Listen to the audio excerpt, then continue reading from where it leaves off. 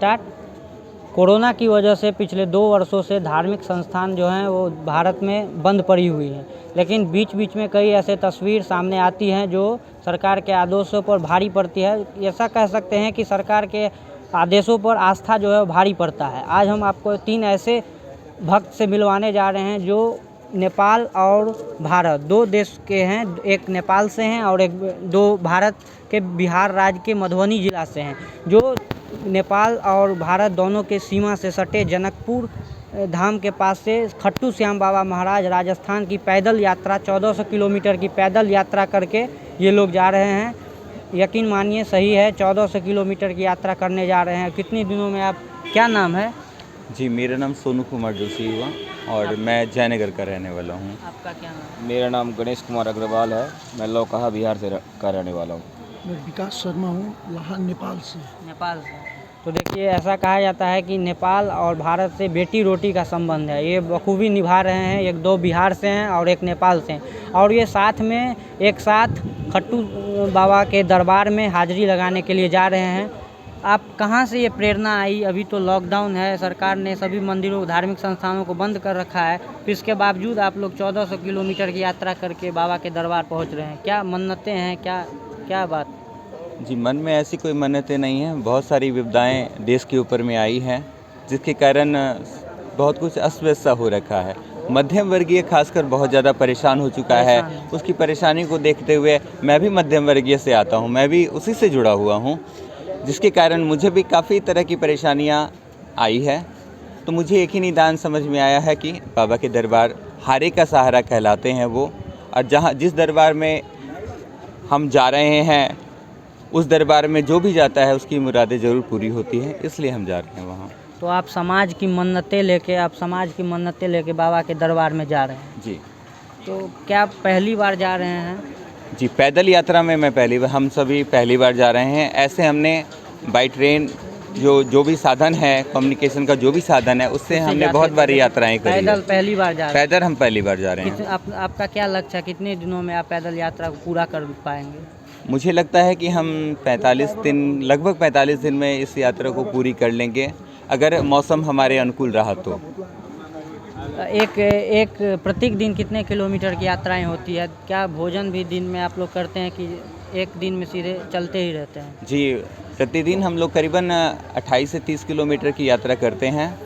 सुबह करीबन 5 से 6 बजे हम अपनी यात्रा शुरू करते हैं। 10 से 11 बजे तक हम अपनी यात्रा को विराम देते हैं। उसके बाद हम भोजन करते हैं, तत्पश्चात हम आराम करते हैं। पुनः 3 बजे के बाद हम आगे की यात्रा के लिए प्रस्थान करते हैं। आपसे एक सवाल है, आपके बैनर पे लिखा हुआ है मिथिला धाम। आप 2 बिहार से हैं और एक जन नेपाल से हैं, तो आपने मिथिला धाम क्यों चुना है? बहुत नेपाल अच्छा से हैं तो आप, वो तो नेपाल अलग राष्ट्र हो जाता है, और आप बिहार से हैं तो आप बिहार नेपाल भी लिख सकते थे, लेकिन आपने मिथिला धाम लिखा है। इसके पीछे क्या कारण है? जी, बहुत अच्छा सवाल पूछा आपने। अभी तक जितने भी इंटरव्यू हुए हैं उसमें किसी ने भी इस प्रश्न को नहीं पूछा। तो इस मिथिला धाम को लिखने का कारण था कि हम तीनों भाई 3 अलग अलग जगह से आते हैं और तीनों ही मिथिला धाम से हैं। तीनों ही जनक नंदिनी माँ जानकी के क्षेत्र से हम सभी आते हैं, इसलिए हमने एक नाम को देना मिथिला धाम को ज़्यादा उचित समझा। आप भक्त, आप जो आपको सुन पा रहे हैं, उनको आप क्या संदेश देना चाहेंगे कि बाबा के कुछ विचार ऐसे हैं जो आप प्रकट करना चाहते हैं?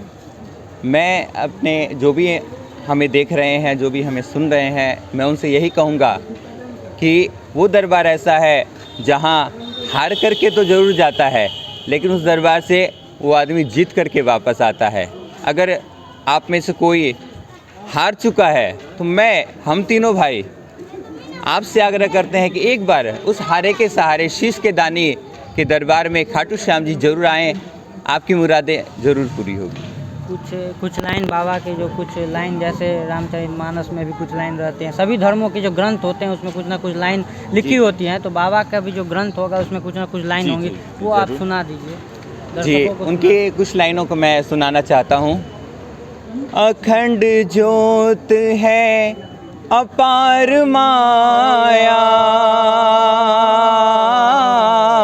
श्याम देव की परबल छाया, श्याम श्री श्याम जय जय श्याम, श्याम श्री श्याम जय जय श्याम। जिस प्रकार इसमें लिखी हुई लाइनें हैं, अखंड ज्योत है अपार माया, श्याम देव की परबल छाया। तो जो उस ज्योत के दर्शन कर लेता है तो बाबा श्याम की कृपा उन पर ज़रूर बरसती है। देखिए, इन्होंने बड़ी बात कही है कि जो बाबा की दरबार में मन्नतें लेके जाते हैं उनकी मन्नतें ज़रूर पूरा होती हैं। और ये जो तीनों भाई हैं, 3 जन हैं, वो समाज के लिए इन्होंने बड़ा संदेश दिया है कि समाज में जो कोरोना की वजह से भी काफ़ी जो मध्यम वर्गीय वर्ग हो या मध्यम वर्गीय लोग हैं या कोई गरीब हैं, गरीब परिवार से जो उनका आर्थिक जो स्थिति है वो चरमरा चुकी है कोरोना की वजह से, तो इन सब को देखते हुए इन तीनों जनों ने फैसला लिया है कि बाबा के दरबार में 1400 किलोमीटर की यात्रा करके जाएंगे और सबकी मन्नतें को समेट के वहाँ बाबा के पास रखने का काम करेंगे। देश दुनिया की बाकी तमाम खबरों को आप देखते पढ़ते रहने के लिए देखते रहिए हिंदी माइक, मधुबनी से अभिनव झा की रिपोर्ट।